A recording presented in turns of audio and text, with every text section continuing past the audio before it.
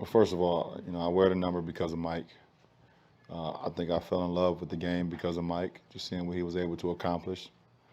Um, but I felt like Mike was so, when you're growing up and you're seeing Michael Jordan, it's almost like a god.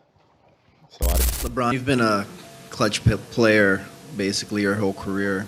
Um, how do you feel you've evolved in the last few years in clutch situations? Because it seems like, especially the last few years, Michael Jordan when the just going gets ended tough. LeBron James' career, and he never even stepped on the court. No jersey swap, no handshake.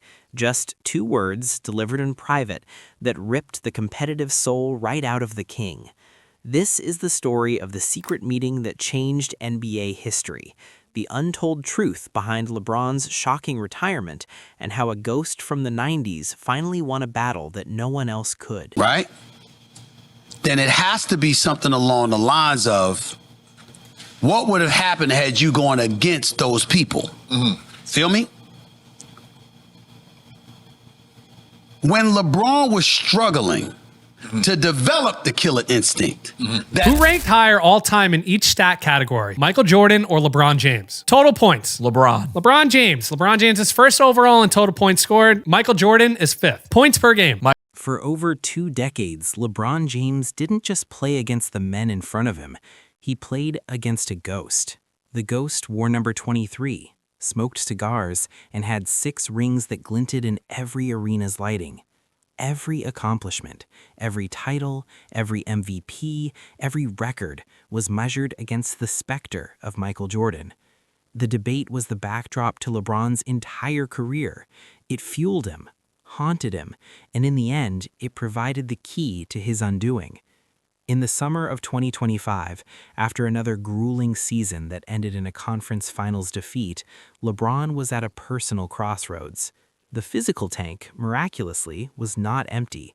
He could still average 25 a night, but the mental cost was becoming astronomical. The criticism had evolved. It was no longer "can't win the big one." It was more surgical, more existential. He'll never have Jordan's killer instinct. He's a billionaire CEO who plays basketball, not an assassin. This narrative, cultivated for years by a certain segment of media and old guard legends, had seeped into the foundation of his legacy. He had the stats, the longevity, the social impact, but the ghost's shadow, the myth of the untouchable, icy cool champion, remained. The breaking point wasn't a loss. It was a business meeting. LeBron's media company was negotiating a landmark documentary series on the history of NBA greatness. The director, aiming for the ultimate coup, secured a one-on-one sit-down interview with Michael Jordan himself. LeBron, as an executive producer, received the raw, unedited footage. He watched, expecting the usual polished stories. What he got was something else entirely. In a moment the director swore was off the record, the interviewer asked Jordan, "Is there a single player you've seen who had that same all-consuming need to dominate everything and everyone, not just win?" Jordan paused, took a sip of water, and with a look that wasn't malicious but utterly matter-of-fact, said, "No, and you can't acquire it. You're born with it. Some have the need to be great. Others have a need for greatness to be theirs alone. It's a different animal." He never said LeBron's name. He didn't have to. The context was the history of the league. The target was clear. In that quiet, private moment, LeBron saw the truth. I know it's a natural tendency to compare eras to eras, and it's going to continue to happen. I'm a fan of his. I love watching him play, but it's as you can see, our league is starting to expand on very talented players, and I think he's made his mark. He will continue to do so over a period of time. But when you start the comparisons, I think it is what it is. It's just a standard of measurement. And I take it with the grain of salt. That can go. Hey, that was well said. I'm gonna go. That was well said. So you said who has the path to get to? I'm gonna say LeBron James because it was already his. The documentary clip festered in LeBron's mind. It wasn't the public criticism that stung. He was immune to that. It was the private, calm certainty in Jordan's assessment. It felt less like an opinion and more like a verdict. Driven by a need he couldn't fully explain, LeBron used a complex web of mutual business contacts to arrange a private, off-the-books meeting. No agents, no cameras, just them. The location was Jordan's private office in Chicago, a sanctuary of trophies, cigars, and legacy. The meeting started with the polite fiction of business. They discussed the sneaker market, team ownership, whiskey. The tension was a living thing in the room. Finally, LeBron, unable to contain it, steered the conversation. "That comment in the interview," LeBron began, his tone careful, "the one about the need to dominate. That's the thing they always say I lack." Jordan leaned back, regarding him not as a rival but as a student who had asked the foundational question. He didn't smile. "It's not about lack," Jordan said, his voice low and even. "It's about orientation. You see the whole board. You always have. You move pieces, including yourself, to create the best chance to win. That's genius. It's why you've been to 10 finals." He paused, letting the compliment hang. "My way, I had to break the board. I had to prove the game itself was wrong if it didn't end with me winning. It wasn't about championships. It was about surrender. I needed everyone, teammates, opponents, the damn ball itself, to surrender to my will." LeBron listened, hearing the distinction he'd spent his career battling. Jordan was reframing the killer instinct, not as clutch shooting, but as a form of psychological tyranny over the sport. "So it's a choice?" LeBron asked. Jordan's gaze was impenetrable. "Is it? Can you choose to be a predator if you're built to be a king? A king rules, a predator hunts. Both get what they want, only one leaves bones on the ground." Then he delivered the line that would echo forever. "You built an empire, LeBron. You changed the world, but you never made the game afraid of you. And you never will. That's not who you are. And at your age, now you have to ask yourself, is ruling enough?" The question hung in the cigar smoke. It wasn't an insult, it was a diagnosis. Jordan hadn't attacked his career, he had defined its ultimate unchangeable limit. He had drawn a line in the sand. Don't know when the end is, but I know it's a lot sooner than later. So, just being super appreciative of the fact that I could come up here, do another media day, and talk to you guys, and do all this stuff around here. So, just excited about the journey and whatever this year has in store for me. LeBron, along those lines, you've said a version of that in this room a couple of times where his logo's on it. Yes. Logo, yo. And it just feels like it's the Lakers, and the locker room is right by their the weight room is right by their locker room. Like, we got to pass their locker room to get to. Returning to Los Angeles, LeBron carried the quiet demolition of that Chicago meeting in his chest. He went through the motions of the preseason, but something was dislodged. The why that had fueled him, the pursuit of the ghost, the need to settle the eternal debate, had been rendered null and void by the ghost itself. Jordan hadn't said he was better. He'd said they were fundamentally different categories of great. How do you compete with a man who says the race itself is invalid? It began to show in subtle, devastating ways. During a close preseason game, a rookie on a two-way contract committed a lazy defensive rotation, leaving LeBron's man open for a three. A year ago, LeBron would have erupted, calling a timeout, staring down the kid, searing the lesson into his soul. Now, he just turned, jogged back up court, and said nothing. The fire to enforce his will, to make others surrender to the standard, was guttering out. Why scream at a rook when the ultimate opponent had already declared the war unwinnable? The media, of course, noticed. The headlines were gentle at first. LeBron conserving energy, veteran leadership versus vocal leadership. But insiders within the Lakers organization grew concerned. A coach in a private film session pointed out a missed defensive assignment. LeBron's response was calm, philosophical. He'll learn, or he won't. The coach was stunned. This wasn't the LeBron who demanded perfection. This was a man watching the game from a distance. The final private straw came during a team dinner. A young star, emboldened by a few drinks, laughed and said, "Man, you're so chill now. It's like you finally got that MJ piece." The table went quiet. LeBron just offered a thin smile and changed the subject, but the comment was a needle. It proved the world saw it too. They saw the dimming of the obsessive fire. They were witnessing not a decline of skill, but a retirement of purpose. The mission was accomplished. Altercations that took place. And lastly, you know what the great players like you're describing did not do? Leave the team that they were on because they wanted to go join against the other top players in the league in order to eliminate the championship conversation. MJ didn't leave and go join the Lakers or the Celtics. Neither did I. I watched the whole game. I seen the whole game. I was at home watching the game, and I said he was going to.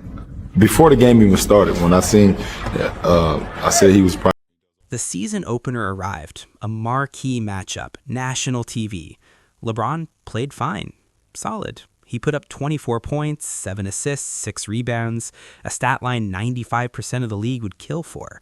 But to those who had studied him for 2 decades, it was a masterpiece of emptiness. There were no earth-shaking dunks to ignite the crowd, no furious possession-stealing defensive stands, no orchestrating the game with palpable fury. He was efficient. He was professional. He was a spectator in his own jersey. The post-game press conference was where it shattered. A reporter, referencing the team's slow energy in the third quarter, asked, "LeBron, what does this team need to find that next gear?" LeBron stared at the microphone for a long time. The room waited for the usual coach speak about consistency and effort. What they got was a eulogy. "A gear," LeBron repeated, his voice quiet. For a long time, my gear was fear." The room froze. Reporters looked up from their phones. Not being afraid, but putting fear into the game, into the moment, into the other guy. That was the fuel.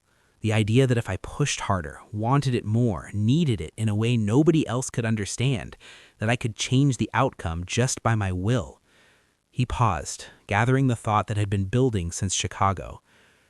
I think I lost that fuel. Or I realized it was never my fuel to begin with. It belonged to somebody else's engine.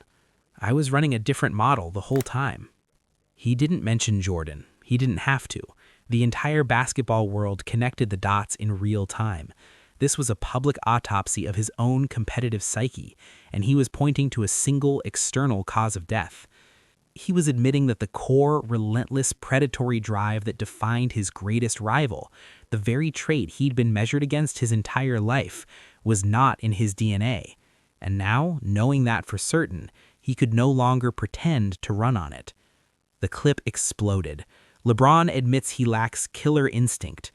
James says his fuel is gone. For the first time, the GOAT debate didn't feel like a debate. It felt like a verdict had been read aloud by the defendant. Michael Jordan, watching from a golf course or a casino somewhere, hadn't fired a shot. He'd simply defined the terms of the competition so precisely that LeBron had finally looked in the mirror and seen it. Of your career than the beginning of your career. I am.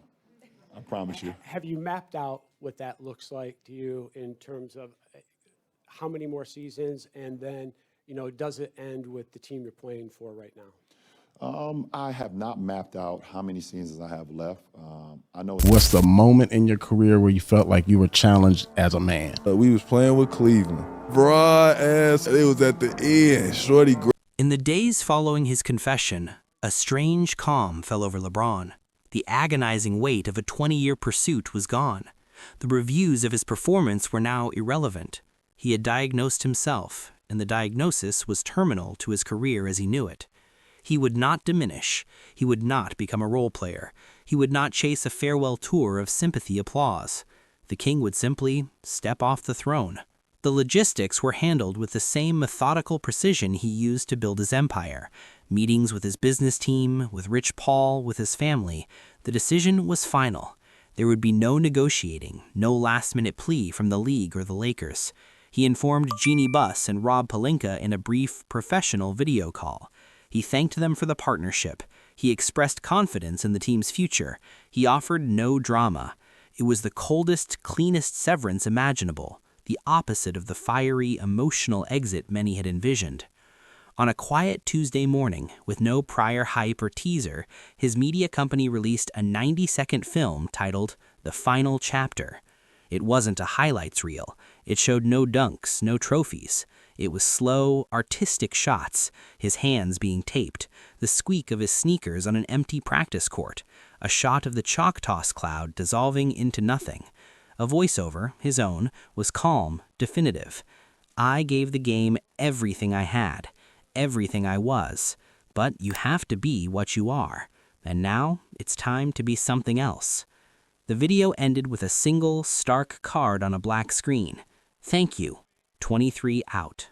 The announcement was so devoid of typical athletic sentiment, it felt seismic. There was no, "I've decided to retire from the game of basketball." It was a statement of identity. I am no longer this. It was the ultimate extension of Jordan's Chicago thesis, an acknowledgement that the role of the predatory, all-consuming basketball god was one he was vacating because it was never truly his to inhabit.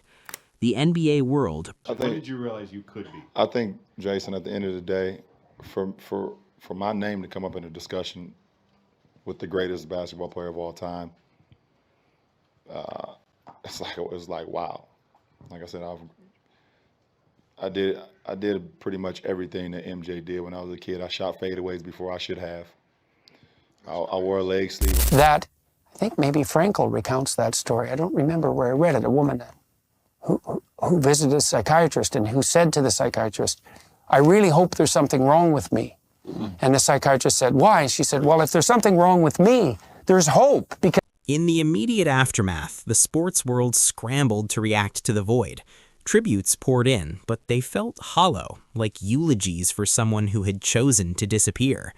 The true impact was more profound. Michael Jordan had, without a single public word, achieved the final victory.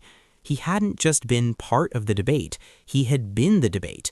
And now, by LeBron's own admission, he had been the reason the debate was closed. The ghost wasn't just in the rafters, it was in the retirement letter. The mythology around Jordan intensified to a new level.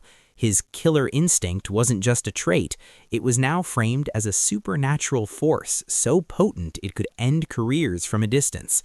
Podcasts and talk shows asked in hushed tones, did Jordan break LeBron's will in that meeting?